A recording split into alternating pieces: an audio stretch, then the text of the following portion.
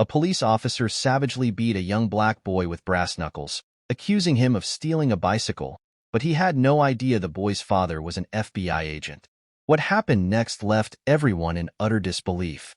The 14-year-old black boy pedaled down the street, his new bicycle gliding smoothly beneath him. The wind ruffled his hair, and the rhythmic sound of the tires against the pavement filled him with quiet joy. The bike was a recent gift from his father, who had saved up for months to surprise him with it. The boy had spent every free moment on it since, memorizing every curve of the handlebars and the precise feel of the pedals under his feet. Today, he was on his way to the park to meet his friends for a game they had planned all week, his anticipation making his legs move a little faster. The bike gleamed under the late afternoon sun, its pristine frame catching the attention of the people as he passed. Most paid it no mind, dismissing it as a boy enjoying his freedom. But as he turned a corner onto a quieter street, a police officer standing on the curb noticed him. The officer's gaze lingered, narrowing slightly as he watched the boy approach. There was something in the boy's presence, the shine of the bicycle, his carefree demeanor, that seemed to irritate the officer. The officer stepped into the street, raising a hand to signal the boy to stop. The boy slowed his pace, his initial confusion quickly replaced by nervousness. He didn't know what he had done to attract attention, but he obeyed, bringing the bicycle to a halt a few feet away from the officer. The officer approached, his boots striking the pavement with purpose, his expression hard and his eyes sharp with suspicion. Without introduction or explanation, he began questioning the boy, his tone clipped and accusatory. He demanded to know where the boy had gotten the bicycle, how he had afforded it, and why he was in such a hurry. The boy blinked, taken aback by the barrage of questions. He answered as calmly as he could, explaining that the bike was a gift from his father. He added that he was on his way to the park to meet his friends, hoping the explanation would satisfy the officer. But it didn't. The officer's expression twisted with disbelief. He scoffed, mocking the boy's answer. He asked where the boy's father was, then sneered, suggesting that perhaps his father was a slave. The boy stiffened at the comment, the blatant racism striking him like a blow. He felt anger simmering beneath his confusion, but he swallowed it, determined not to escalate the situation. As the officer continued his interrogation, his tone grew more invasive and hostile. The boy tried to explain again that he had done nothing wrong, but his words seemed to have no effect. The officer's suspicion only deepened, his questions becoming sharper and more demeaning. The boy glanced down the street, wondering if there was any way to leave without further confrontation. Summoning his courage, he told the officer that he was just trying to get to the park and didn't want any trouble. He adjusted his grip on the handlebars, preparing to move, but the officer's eyes flashed with anger. He stepped closer, accusing the boy of trying to flee. He said that only thieves ran away from the police, implying once again that the boy had stolen the bike. The boy froze, his frustration rising as he struggled to keep his composure. He insisted he wasn't a thief and asked what the officer wanted him to do, trying to understand why he was being treated this way. The officer's demeanor grew colder, his authority bearing down on the boy like a weight. He reprimanded the boy for speaking up, telling him to stay calm and respectful. The boy clenched his fists, his patience fraying. He was just a kid trying to go to the park. Yet this man seemed determined to paint him as a criminal. When the boy tried to leave again, the officer's anger boiled over. Reaching into his pocket, the officer pulled out a pair of brass knuckles. The boy barely had time to register the movement before the officer struck him with brutal force. The impact sent the boy sprawling to the ground, his head ringing from the blow. Pain exploded across his face as he hit the pavement, the world around him blurring. He groaned, his body unable to move as the officer loomed over him. The metallic taste of blood filled his mouth, and tears stung his eyes as he tried to make sense of what had just happened. Passers-by began to gather, drawn by the commotion. Their faces reflected a mix of shock and unease as they saw the boy lying on the ground, blood staining his shirt. Some hesitated, unsure of how to intervene. Others called out to the officer, demanding an explanation for his actions. The officer, unfazed by the growing crowd, quickly fabricated a story. He pointed to the boy and accused him of trying to steal his gun. He claimed the boy was a thief who had resisted arrest, his voice firm and authoritative. The crowd murmured among themselves, their doubt overshadowed by the officer's confidence. The boy, still dazed and in pain, couldn't defend himself. He could only lie there as the officer's false narrative began to take hold. The officer grabbed the boy by the arm and hauled him to his feet, ignoring his protests and the murmurs of the crowd. Confident he had control of the situation, the officer began escorting the boy to the police station. His grip was rough, his voice curt. As he continued to spread his fabricated story to anyone who would listen, the boy stumbled beside him, his legs weak and unsteady from the assault. The officer walked with an air of authority, his head held high, as though he had just apprehended a dangerous criminal. He didn't look back at the crowd, certain that his version of events would go unchallenged. The boy, however, felt a deep sense of injustice settle in his chest. He had done nothing wrong, yet he was being dragged away like a criminal, his innocence dismissed without a second thought. As they approached the station, the boy's mind raced. He knew the truth, but he also knew how unlikely it was that anyone would believe him. His heart sank as he realized he was at the mercy of a man who had already decided his guilt. The station doors loomed ahead, cold and uninviting. The boy braced himself for whatever awaited him inside, his body aching and his spirit heavy. At the station, the officer strode in with an air of triumph, dragging the 14-year-old boy along behind him. The boy stumbled slightly, his legs weak from the earlier blow and his mind clouded with a mix of pain and anger. Every step felt heavier than the last as he was forced through the doors and into the cold, intimidating space of the precinct. The officer wasted no time before launching into his fabricated story. With an air of authority, he recounted his version of events to his colleagues. He described the boy as a thief who had stolen a bicycle and attempted to steal his gun during an altercation. His words were delivered with confidence, his tone unwavering as he painted a picture of the boy as a dangerous and aggressive criminal. The other officers listened intently, nodding along as the story unfolded. To them, it seemed like a straightforward case. They commended the officer for taking swift action, praising his ability to handle the situation. Their words, full of approval, fueled the officer's arrogance. He accepted their compliments with a self-assured grin, fully believing that his story would hold up without question. The boy, meanwhile, was led to a holding cell and unceremoniously placed inside. The metal bars clanged shut behind him, the sound echoing in his ears. He sat down on the hard bench, his body aching from the blow and his head pounding with the weight of the situation. His thoughts raced as he tried to make sense of what had happened. He had done nothing wrong, yet here he was, locked up and treated like a criminal. The cold, sterile atmosphere of the cell seemed to close in around him. The boy's mind replayed the officer's actions over and over. The questions, the accusations, the strike with the brass knuckles. He couldn't understand how someone could twist the truth so easily, how a man entrusted with authority could abuse it so blatantly. As the officers processed the incident, they began asking for details about the boy's background. They pulled up his name and information, expecting to find evidence that supported the officer's claims. But as they dug deeper, their confidence started to waver. The boy, his voice low but steady, mentioned his father. When they questioned him, through gritted teeth, he explained that his father was an FBI agent. The officers exchanged skeptical glances, dismissing the claim as a desperate attempt to avoid punishment. One of them even laughed, shaking his head as though the idea were absurd. But procedure required them to verify the information, and when they did, the mood in the station shifted dramatically. The realization hit them like a cold wind. The boy's father wasn't just an FBI agent, but someone with significant rank and influence.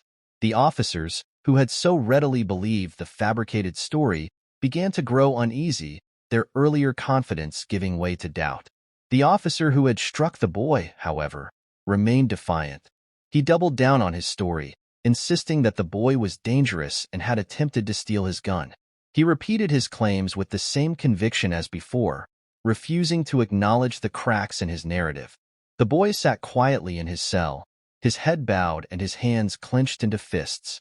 He could hear snippets of conversation from the officers outside, their voices filled with tension as they debated the situation. Despite his outward stillness, the boy's mind was a whirlwind of anger and exhaustion. Finally, after what felt like an eternity, he was allowed a phone call. The officer who brought him the phone did so begrudgingly, his demeanor cold as he placed the device in front of the boy. The boy hesitated for a moment, his fingers trembling slightly as he picked up the receiver. He dialed his father's number, each press of the buttons feeling heavy with significance. The phone rang twice before his father answered. The boy's voice, steady but filled with emotion, broke through the silence as he recounted the ordeal. He spoke quickly, his words tumbling out as he described how he had been stopped, accused, and struck by the officer. He explained how the man had fabricated the story, how he had been dragged to the station and locked in a cell for no reason. On the other end of the line, his father listened intently. The boy could hear the change in his father's tone as the story unfolded, a shift from concern to anger, from disbelief to resolve. His father's voice was calm but firm as he asked for every detail, piecing together the situation with the precision of someone used to dealing with complex problems. The boy finished speaking and gripped the phone tightly, waiting for his father's response. There was a brief pause, the kind of silence that felt heavy with unspoken emotion. Then his father assured him that he would handle the situation, his tone leaving no room for doubt. The boy hung up the phone and leaned back against the wall of the cell. For the first time since the ordeal had begun, he felt a flicker of hope. He knew his father wouldn't let this injustice stand, that he would fight to uncover the truth and hold those responsible accountable. Outside the cell, the officers continued to talk in hushed tones, their earlier confidence now replaced by growing unease. The weight of what they had done and the consequences that might follow began to settle over them like a storm cloud. The officer who had struck the boy paced back and forth, his jaw set as he tried to maintain his composure. He still believed he could control the narrative, that his version of events would be enough to protect him, but the doubt in his colleague's eyes and the boy's quiet resolve were cracks in the foundation of his confidence, and they were spreading rapidly. As the boy sat in his cell, he allowed himself a moment of quiet reflection. The pain from the blow still throbbed, a constant reminder of the officer's brutality, but his mind was clearer now. He thought about his father's words, about the promise that justice would be served, and for the first time since the encounter had begun, he felt a small sense of relief. The station grew quieter as the officers awaited the arrival of the boy's father.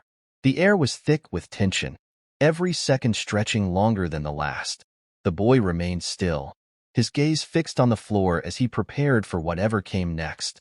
Without hesitation, the father stood and grabbed his coat, his movements swift and determined. He was a man accustomed to handling crises, and this time the crisis was personal.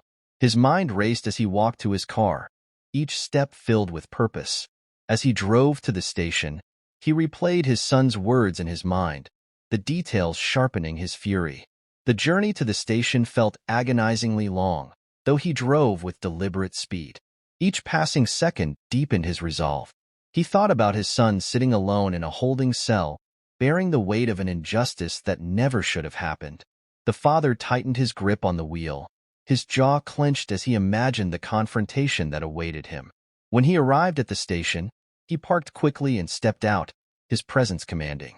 The officers at the front desk looked up as he entered, their initial indifference replaced by a sense of unease as they noticed the intensity in his gaze. He wasted no time asking to speak to the chief of police. His voice was calm but carried an edge that left no room for argument. The officers exchanged glances, sensing the gravity of the situation. One of them quickly went to inform the chief, while another gestured for the father to wait. The father stood near the desk, his arms crossed as he surveyed the room. He could feel the tension in the air, the unease of those around him as they realized this wasn't an ordinary visitor. When the chief of police arrived, his expression was professional but cautious. He extended a hand to the father, who accepted it briefly before launching into a detailed account of what his son had told him.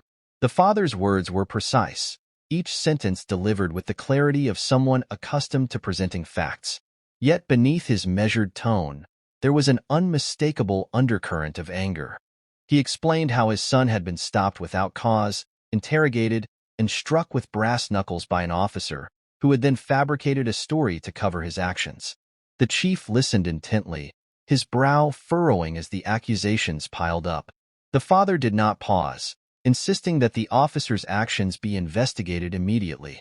The chief, caught off guard by both the father's rank and the seriousness of the allegations, nodded and assured him that the matter would be reviewed. The father, unwilling to leave anything to chance, suggested they start by checking the CCTV footage from the area where the incident had occurred. His tone left no room for disagreement. As the officers began retrieving the footage, a commotion began to brew outside the station. A video recorded by a homeless man who had witnessed the incident was circulating rapidly online. The man, too afraid to confront the officer directly at the time, had quietly filmed the encounter on his phone. The video, titled "Officer Beats Black Child for No Reason," began to gain traction on social media, sparking outrage. Inside the station, an officer brought the video to the chief's attention. The chief's expression grew grim as he watched the footage on a small screen. It was clear and damning. The video showed the boy riding his bike, the officer stopping him, and the subsequent interrogation. It captured the escalation, the officer pulling out the brass knuckles, and the blow that sent the boy to the ground. The father stood nearby, his arms crossed as he waited for the chief's response. When the chief finally looked up, his face was pale. He ordered the footage from the CCTV cameras to be retrieved immediately, hoping to corroborate the viral video and piece together the full story. When the CCTV footage was played, it confirmed everything the father and the viral video had claimed. The camera angle showed the boy riding his bicycle peacefully, the officer stepping into his path, and the aggressive questioning that followed. It revealed the moment the boy tried to leave and the officer's violent response. The chief leaned back in his chair, the weight of the evidence pressing heavily on him. He knew there was no defending the officer's actions. The fabricated story, the brutality, and the abuse of power were all laid bare. He called for the officer to be brought to his office immediately. When the officer entered, his posture was tense but confident. He was still clinging to the belief that his version of events would hold up. But as the chief played the footage for him, his confidence began to waver. The video left no room for interpretation. It was clear that he had lied. The officer stammered weakly, attempting to justify his actions. He claimed the boy had been acting suspiciously and insisted that he had felt threatened. But the chief cut him off, his voice sharp as he pointed out the contradictions in his story. The officer's excuses crumbled under the weight of the evidence. The father watched the exchange with cold anger. He didn't speak, allowing the evidence to do the talking. His presence was a reminder of the gravity of the situation, his silence more powerful than any words he could have said. The chief turned back to the father, his expression apologetic. He assured him that the officer would be held accountable for his actions and promised that the department would take immediate steps to address the situation. The father nodded, his anger tempered only slightly by the chief's response.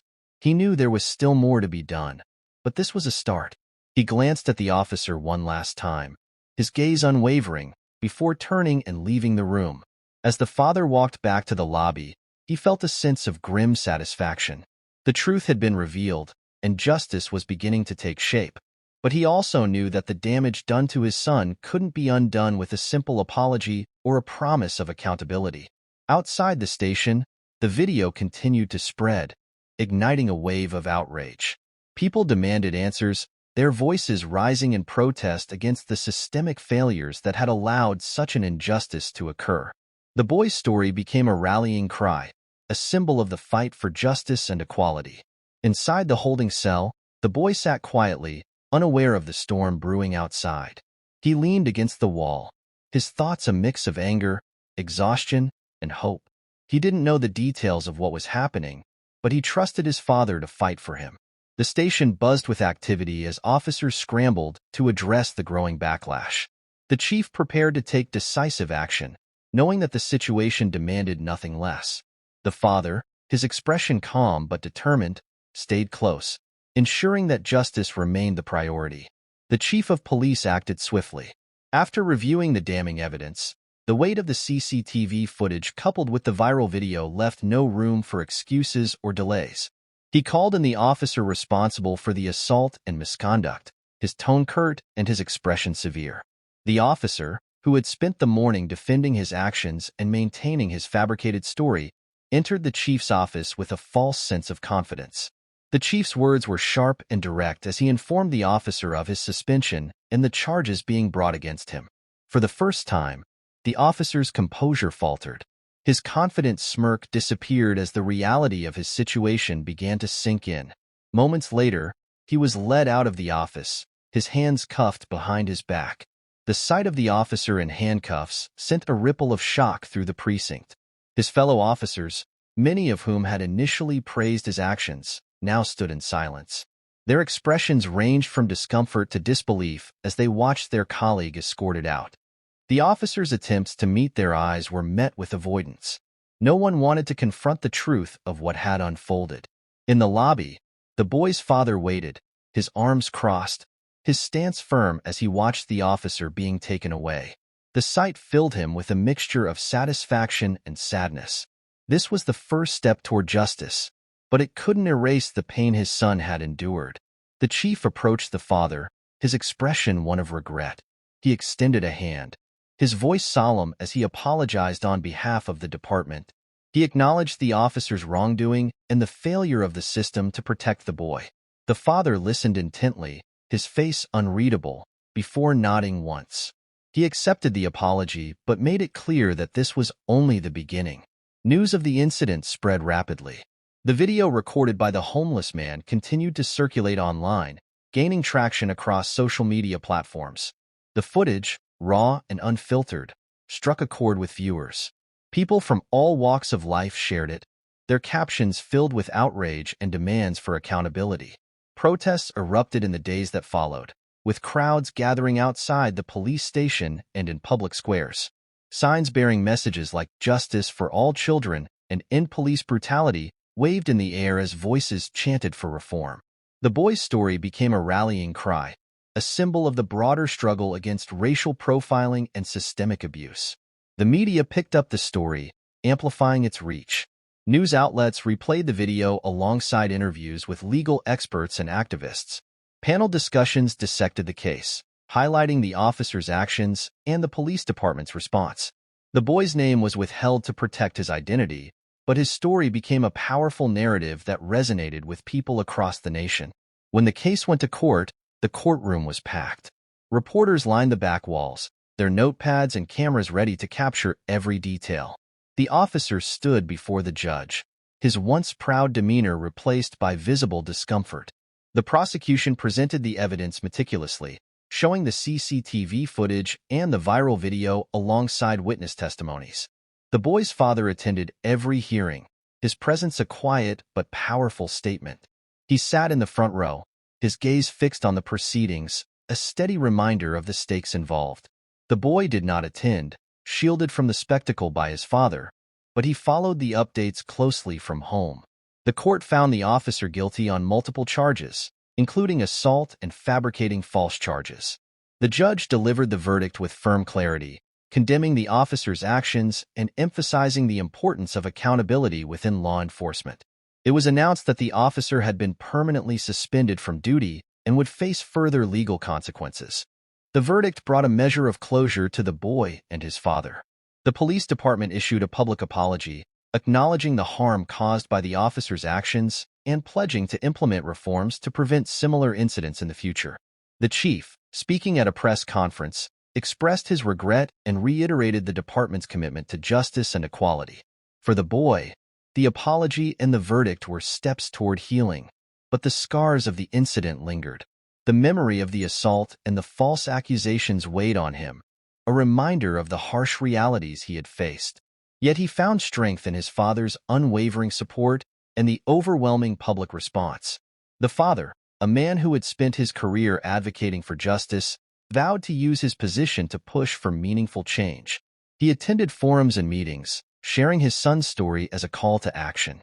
He worked tirelessly to advocate for reforms, determined to ensure that no other child would endure what his son had faced. The boy, though shaken by the experience, refused to let it define him. He returned to the park with his friends, the place that had once symbolized innocence and freedom.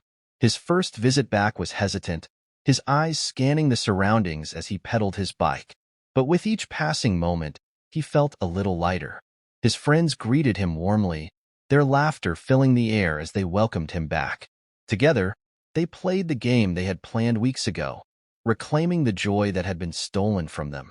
For the boy, it was a small but significant step toward normalcy.